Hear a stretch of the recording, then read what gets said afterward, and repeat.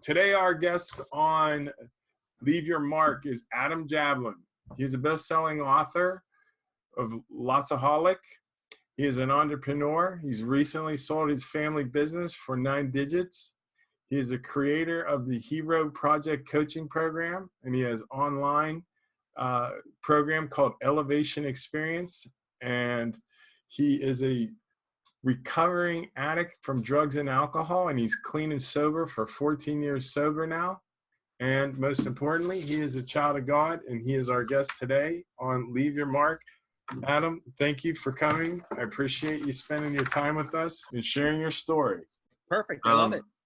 Hi there, and welcome. Now it's time for America's favorite podcast, Leave Your Mark, with your host, Vince Cortese. If it's fly, loose fitted, it's Cortese. If freezing, chubbers in it, it's Cortese. Leave Your Mark is about inspiring the world, one guest at a time. Pass the word from Brooklyn to Pittsburgh, from urban to suburb, it's Cortese, you heard? And here is our host, Vince Cortese. Just for a quick reference, what we're reviewing on Leave Your Mark is the determining factors of what help shape these people in their moments, and the faculties of your mind, of which are your consciousness, your perception, your judgment, your imagination, your reasoning, and your memory.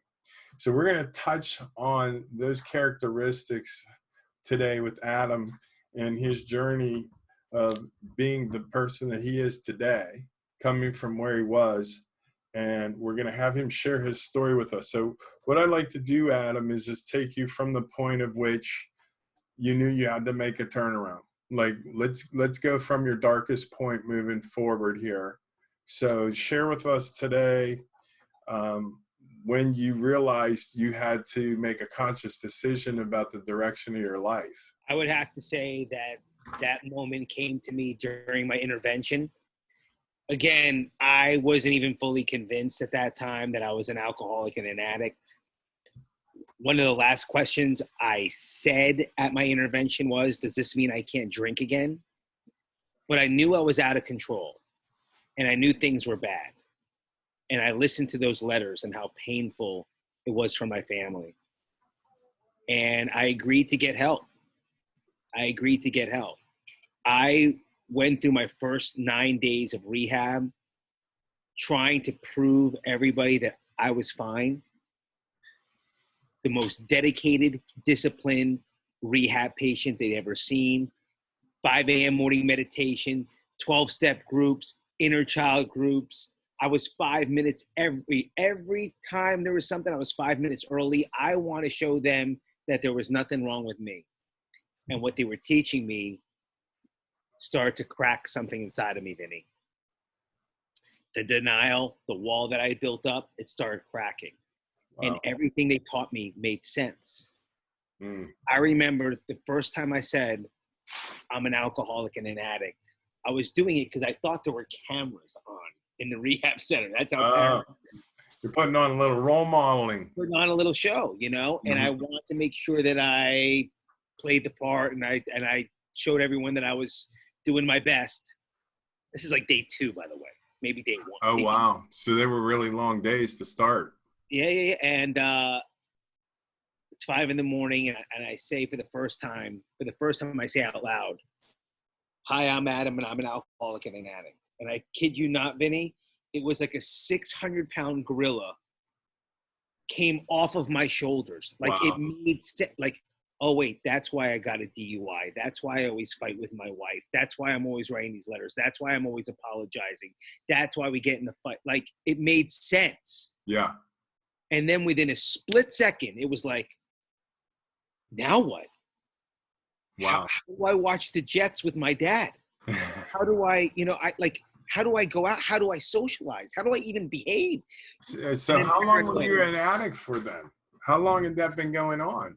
I would say I crossed the line from a heavy drinker / party maniac to an alcoholic and an addict around 23, 24. And I got sober at 30. So you're 6 years involved deeply. Oh, yeah. And obviously, now let me say this. This is no fault of hers. This is how the alcoholic mind thinks. My wife hated my drinking. She could smell it on my breath. Hated it. So I found Xanax. You know, you couldn't plug this hole in me without this splitting it. You know what I mean? So, and then I started mixing that, and the anxiety would kick up because once you put your anxiety down to here for no reason other than medication, it comes up higher. It's a terrible seesaw. Terrible seesaw. And I would need Ambien to sleep. And I was taking Percocets and Oxycontins before I worked out so I wouldn't feel my injuries, with speed and amphetamine. So, I mean, I became a full round-the-clock alcoholic and addict. But alcohol was always my baby. Always, always my baby. Easiest one to get a hold of. Yeah, and in my mind, the greatest relief, there was something about the ice cubes. You know, there was something about boozing that I found magical. Yeah. No, it's almost the ritual part of it it hypnotizes. You know, you're talking about the ice. It was part of the stimuli. It was the beginning of it, really, if you think about it. Before you put in your system, you're going through your little ritual, and there you are.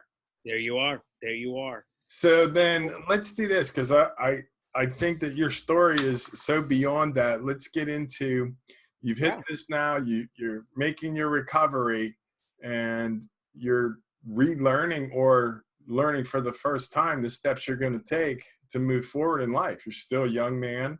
Yeah, learning for the first time. So, I wasn't somebody that was in and out of treatment centers. That's not my story. Okay. This whole thing was new to me. I thought, if I'm making the money, if I'm to work on time, if I can get to the gym, I'm not an alcoholic and an addict. Wow. That's what I thought. So that's where they come up with the functioning alcoholic or functioning drug addict term. Okay. The funny thing is, there's a dichotomy to it, right? Uh-huh. Yeah, you're functioning, but are you really? I mean, I'm functioning to the point that I walk into an intervention. Yeah. So yeah. are you really functioning? You know what I mean? Yeah, you're walking that middle line. You're showing I probably do need help. I'm bold enough to be here, but not convinced enough to wholeheartedly say I'm not doing this anymore, because it's still a part of me. Absolutely. Wow. And I'd sworn it off a million times, and I'll Uh-huh. stop doing this, and I'll stop doing that, and I'll just drink beer and wine. I won't drink hard liquor, and I'll stop all the pills. When it comes to that, I'm a garden variety alcoholic and addict. There's nothing unusual in my story. Nothing. Wow.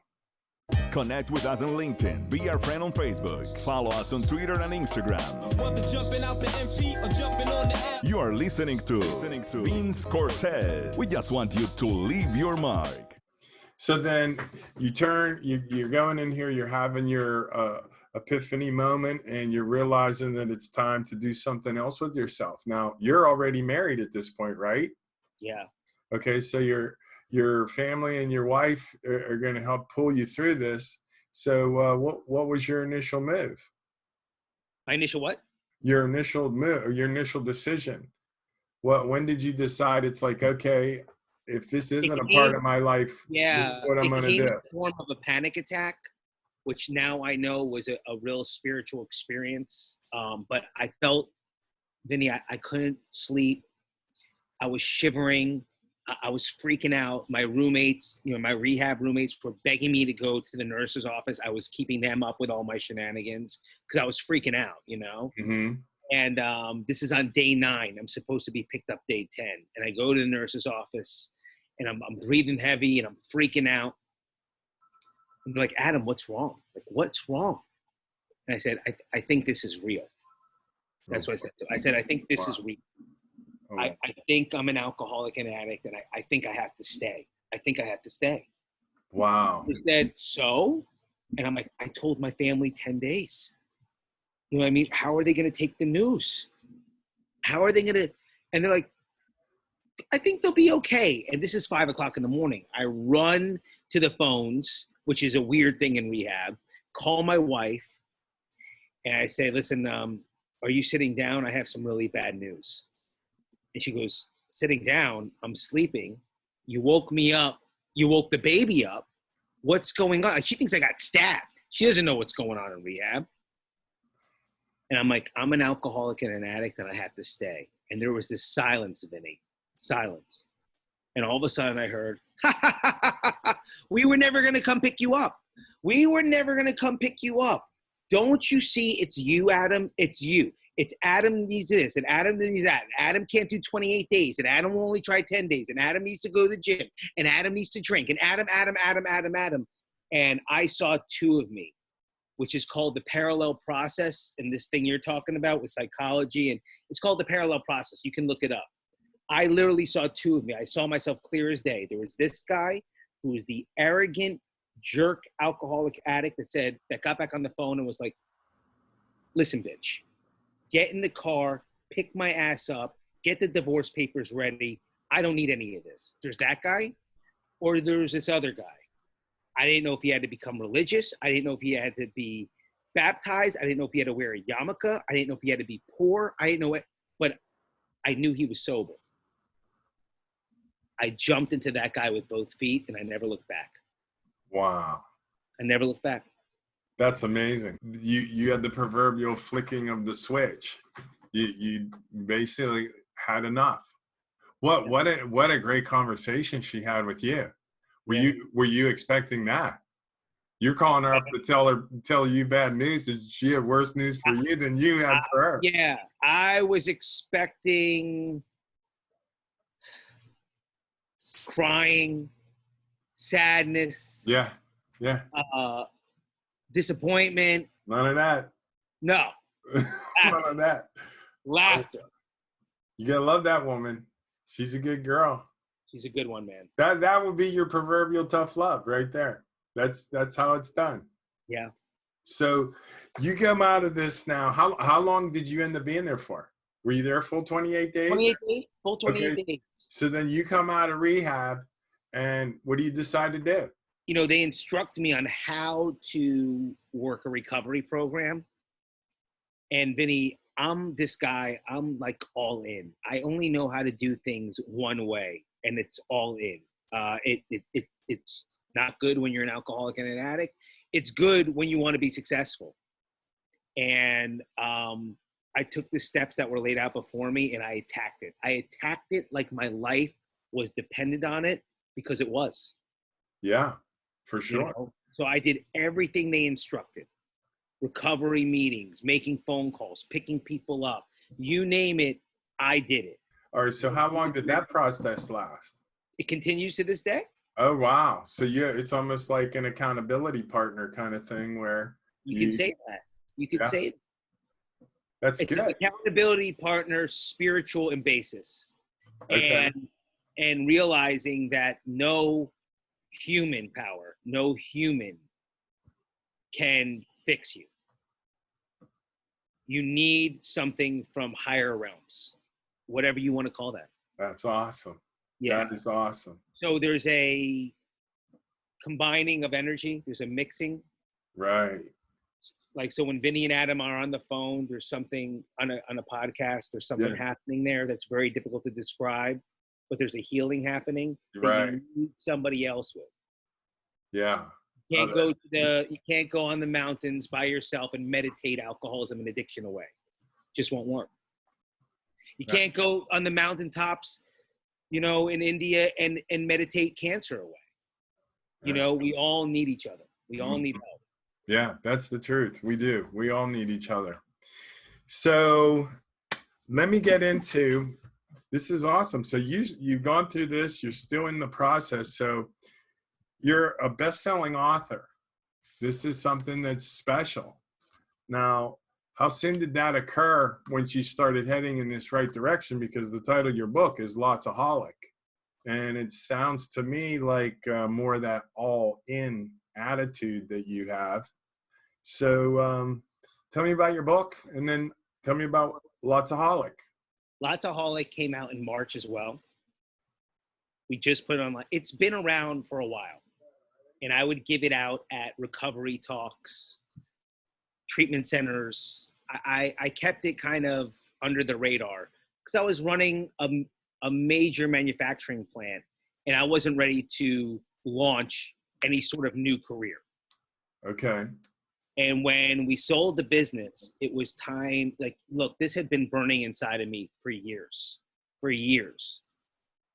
Not for the attention of it, but because of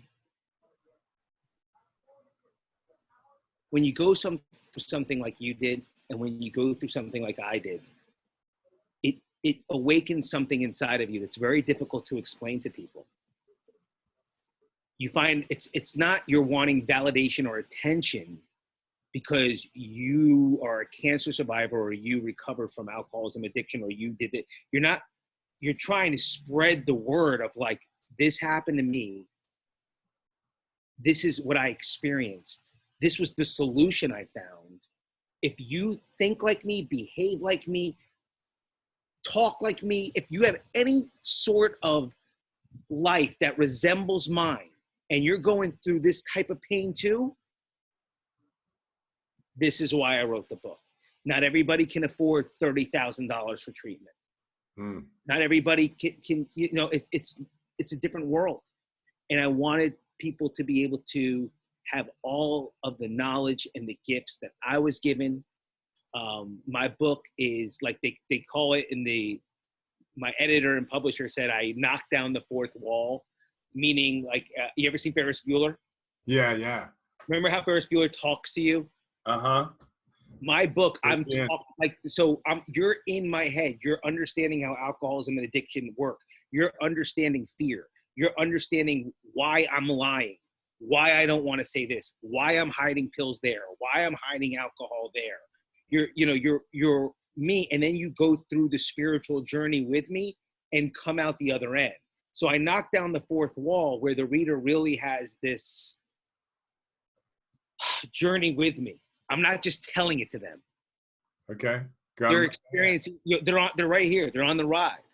Okay. And it's written the way I speak. So if you read the book, you're like, that's exactly how Adam talks. There's no big words. There's no fancy schmancy writing. It's my story, and I take you from the pain and the torture of alcoholism and addiction, what it does to me, what it does to my family, what it does to my friends, all the way through recovery. Wow. I'm really proud of it. If you are listening from Australia, Florida, or just from around the corner, from East Coast to West Coast outlets, if you're not into the dirty South straight, make a left and body. Contact us. Leave your mark with your host, Vince Cortese. You on Amazon? Where can we get this book? Yeah, I'm on Amazon right now. We're about to put out the audiobook. And I got really blessed. It's a very long story. But the book is going to be campaigned to be going #1 in September. Excellent. Yeah, I'm really excited about that. That is exciting. It's a whole journey. Really, actually, something that happened through my Instagram account. Wow. It found the right people at the right time. Oh, that's interesting too. Isn't that nice? So I'm excited to be able to say I have a #1 best-selling book. More because of writing a book was like giving it well, hold on, I don't want to insult any woman. I don't know, but for me, it was like having a baby. It was not easy. How long did it take you to put it together? I'm embarrassed to say. Okay. Now, well, I mean, I'm making a stab at that myself, and I can only speak for myself, and I do not suggest this for anybody. I needed the book to be from me, in my words. I had a writing coach. I had help but it had to be me. I couldn't have anybody else's word. I couldn't have anyone else's feel, but I needed to know how to tell a story. I need to know how to tell a series. So within my book, Superman comes up over and over and over. I needed to know how to make certain things tight. I needed to know how to show the reader, not tell the reader. What is telling the reader? Telling the reader is, oh, I'm an alcoholic in recovery. This is what I did. But showing the reader is, so on this day, it was 85 degrees. My counselor was wearing a black shirt. He was wearing a purple tie with it. He really stood out. He looked like Brad Pitt. The room was about 85 degrees. I was freaking out looking at all these posters on the wall. let go and let God. You bring the reader into the story, into the movie, so they're experiencing it with you. So this thing took about 10 years.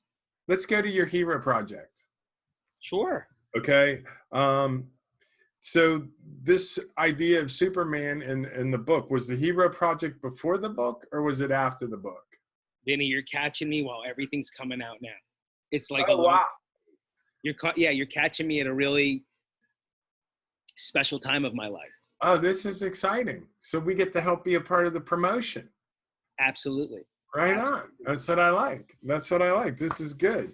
So, do these two things parallel each other? Because you're going from sharing your story in your book and drawing them in and letting them visualize to. They do parallel each other. Yeah. So the Hero Project is, I'm going to use terms here that are in the industry. I didn't know these terms. So like, I guess I'm considered what is called a high ticket coach, because my coaching program is not, here's $27 and here's my material and here's a video. It's one-on-one coaching. I have calendars developed that only the client I see. We itemize their day, keep them disciplined, organized. When they check something on the calendar, it actually hits the receptors, the same receptors like when you see a heart on Instagram, where you're like, ooh, it hits. So when they're completing their tasks, they want to do more. I'm really happy about the systems we developed. My clients also go into a Slack community. Now I have some big names in there. Wow. So they like that because they feel welcomed into a different reality. And we all share our wins in there. We all share information, but it's a lot of one-on-one with me. And I take the client from here, mentally, emotionally, spiritually, physically, to here. And when you want the financial component, when you're like, I also want to make money, I've teamed up with Zach Smith. You got to interview this guy. He's only 33 years old. I say that as a compliment to him. When I say only, his wisdom is of a 90-year-old. Wow. He's raised $350 million. He's a financial genius. So Zach and I have teamed up, and he can help you bring your financial game from here to here. Even though I've done okay, that's not my primary focus. That's why Zach and I teamed up. Even though Zach did really well here, really well, his primary focus is not the total individual. So when we come together, it's the full package. Oh, that's excellent. Yeah, man. That's very exciting. So no one does this is launching also, or it's already online? The Hero Project is available and open now. It is not an online thing. It is one-on-one. As I have. Where they find it is online now. Yes, yeah, 100%. Now I do have an online course called the Elevation Experience, which is a video series, and it's interactive. So you can write, it's interactive with me. Okay. Which is the template of the Hero Project. It gives you what the Hero Project lays out in videos, but you don't have the one-on-one with me. So you don't have me holding your hand each step of the way. Okay. Almost like an introductory of sorts to the Hero Project. Yeah. And look, some people just can't afford the one-on-one coaching, and I want to make sure that I was able to help them as well. I didn't want to be one of these guys where it's like, well, if you can't afford me, forget. I wanted to be able to say, well, I have this for you. I have that for you.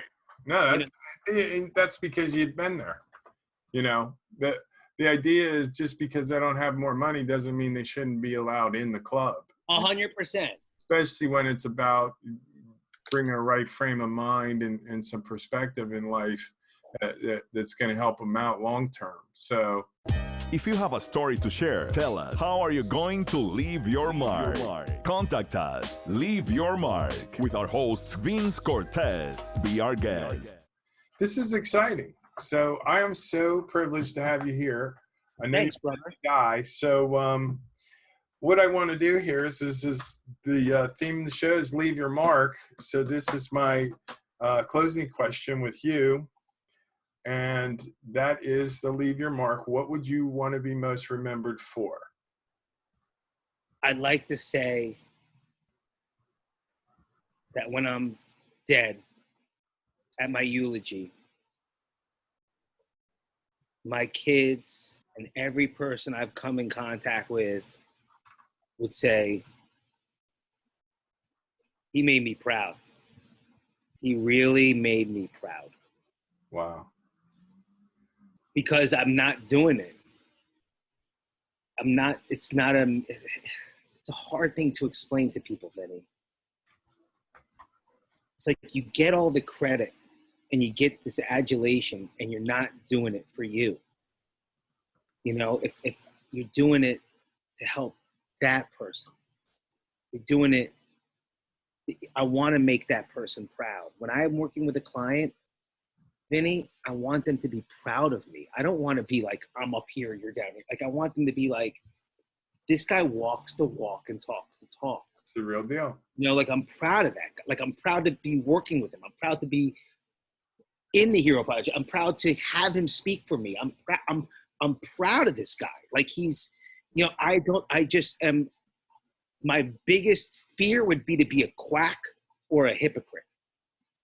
Wow. You know, to be a fake. Yeah. You know, I just, it's a weird world. I think with your situation, it'd be impossible to be a fake coming from where you had to show the accomplishments that you've achieved. So the idea of you've elevated yourself to a level at which you're not going to come back, you know, you're a product of something that got you there. It's how I'm wired, Vinny. I mean, listen, you want to know the truth? Upon my death, I want to hear the same thing. I want God to look at me being like, dude, you made me proud. What do you want to do next? There you go. You know, like, I don't know what that's about. Wow. If you were to open up and look at my heart, that's what you would see. Wow. That's a great one to finish up on, but I do have to throw this one last thing in. Where are we at on the elevation challenge? The elevation experience? Yes, you made what, 9? Online. You're at 9.4 on there. Are we going to get 9.6? When are we touching the rim? Oh, my elevation challenge. Yeah. Okay. So Vinny's talking about my goal is to dunk a tennis ball. I'm 5'6". That's my hot. goal, I'm white and I'm 44 years old. And my goal is to dunk a tennis ball by September. So I'm at 9.6. The last week I've been a little it's crazy. Listen, I don't know when people are going to be listening to this.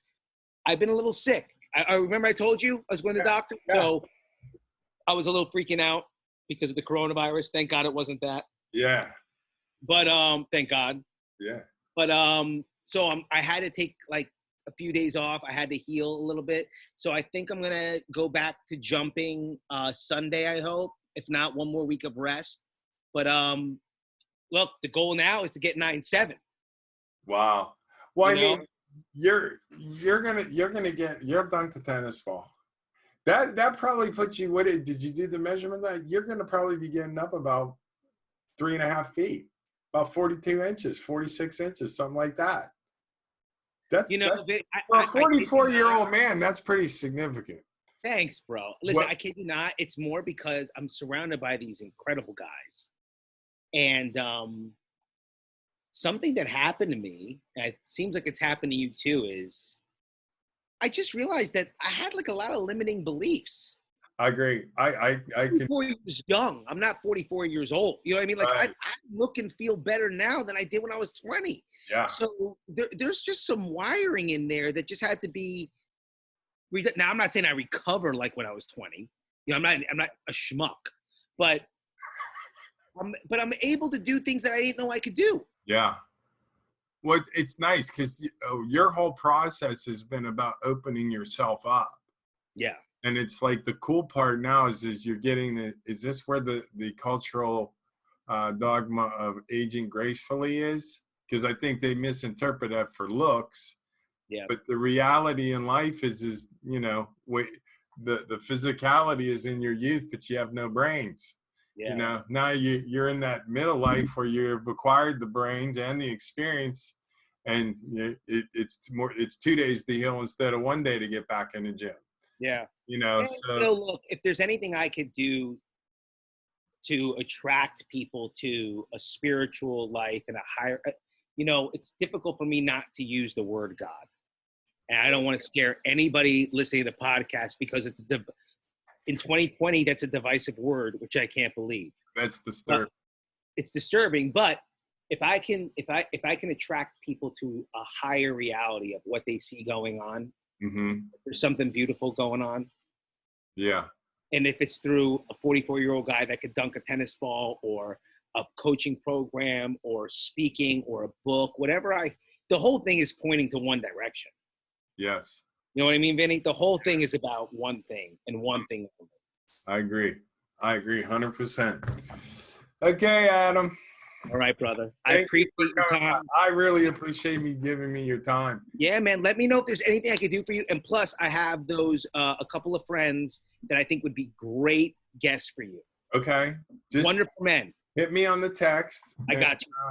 Yeah, no, this was big. You helped me out a lot. Love it.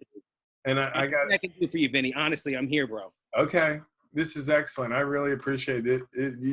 You worked through it really well. You kind of helped me the way you were storytelling, which questions to ask next.